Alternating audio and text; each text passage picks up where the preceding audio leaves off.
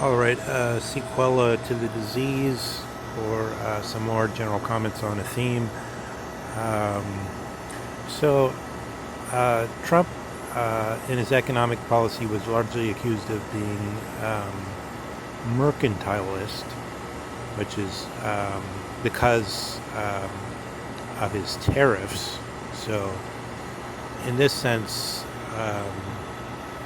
Milton Friedman says that you can be pro-business or pro-market, so you can selectively choose businesses such as the steel business and attempt to bolster your own businesses over and against um, other countries, and the notion of division of labor, on the notion that some countries can do things better than others. A notion which, however, can't lead us entirely, because then the argument is on this issue, for explicitly the argument is what the Chinese do is they do this kind of predatory business strategy where they lower the prices in order to drive you out of business, and then they charge monopoly prices when they're the only ones on the market. So that would be the part of the justification. I think the general justification was just that the steel businesses in America employed some people, and wouldn't it be nice if they would remain in business? The pro-market argument would be, yes, but everyone else in America, and in fact everyone in America, is paying more for steel because of the tariff, and it only benefits a small sector.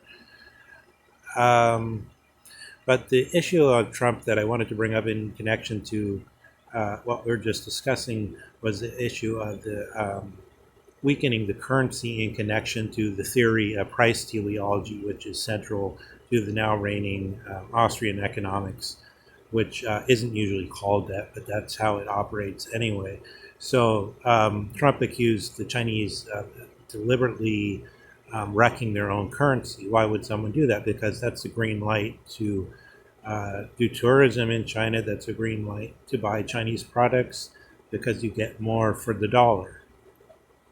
It's as simple as that. So it's true the Chinese do deliberately, in some way, restrain the renminbi or yuan, which are yuan is the name for individual unit. Renminbi is the name for the currency. So it's as if you had a different name between United States dollar official and dollar when you're holding a dollar in your hand, something like that. The renminbi and yuan are the same thing. So that was the basic idea behind some of this Trump's accusations. But one can see that in this sense, deflation is not bad. It helps. It can help you. So that was the initial reason why Keynesianism began. So Keynes died in 1946. Whether he would have advocated continuing the policy is of no importance. The policy is basically identical. Let's say here's the simple version. All economics up to Keynes basically dealt with demand, people wanting to buy things, and supply, people making or selling things. Keynes added a third flow of funds, which is the government. So this is what all the to do is about, of course. But what was the point? The point was England was like this fancy department store where everything cost too much. So the world didn't want to buy their product. So they wanted to weaken the pound. And that was the original point of Keynesianism.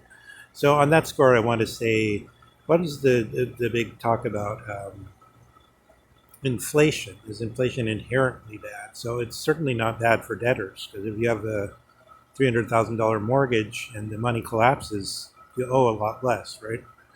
So it's not bad for debtors. It is bad for people who want to buy things, which we all want to buy things, but we might not right now be in the market for something that's big.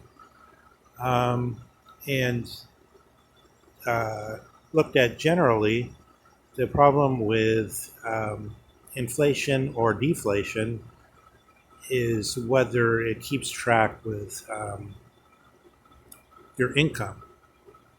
Then, so if it holds, if your income goes up along with the prices going up, that's then the price is stabilized. It doesn't matter. But then there's the issue of savings.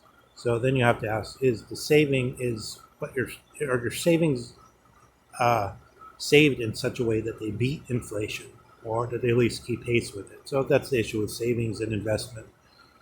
Um, That's very banal and straightforward. So a lot of fuss is made about that, but that only means that if you want your savings to be of any value, it has to beat inflation.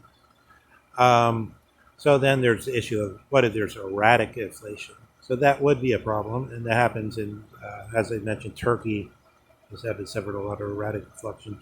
It doesn't happen in China for the reason China is, at least economically, a vassal state of the American Empire. I use the term empire in a strict sense to say a country which has a lot of influence over heterogeneous populations. In other words, populations that don't really agree with the American way of life. The Five Eyes states, the English-speaking states, pretty much agree with the American way of life. As soon as you get to France, you hear a lot of talk about the American Empire and hubris and arrogance. Um, so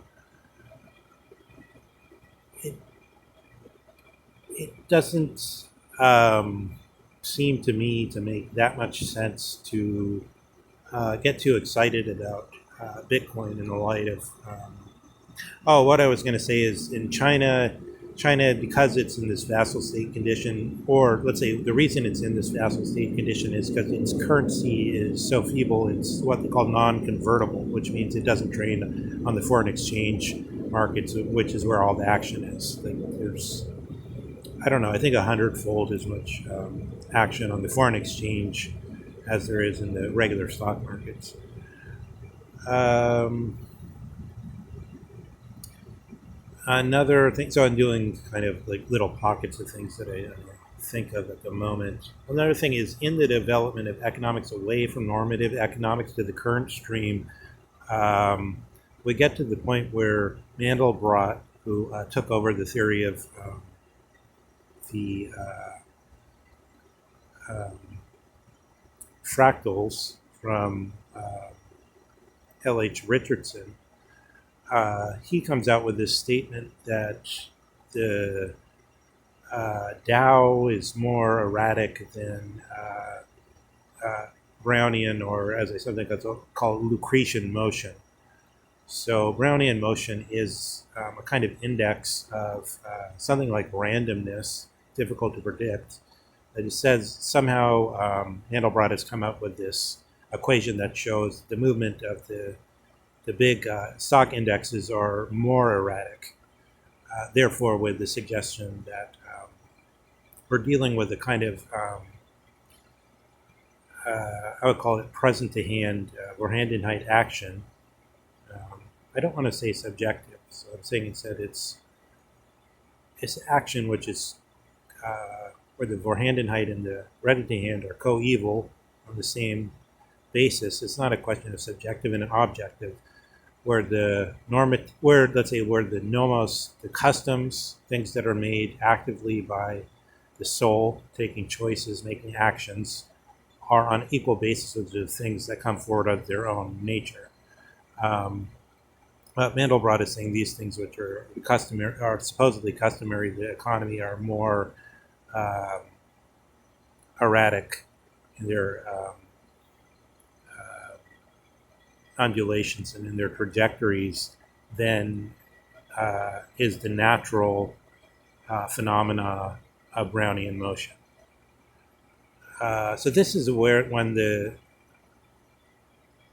technique or art decoupled from law or money in the normatives, law or money in any human sense, but only in some sense, causal or post-causal sense. This is how it happens. These are the law-like interactions, like the laws of gravity or so on.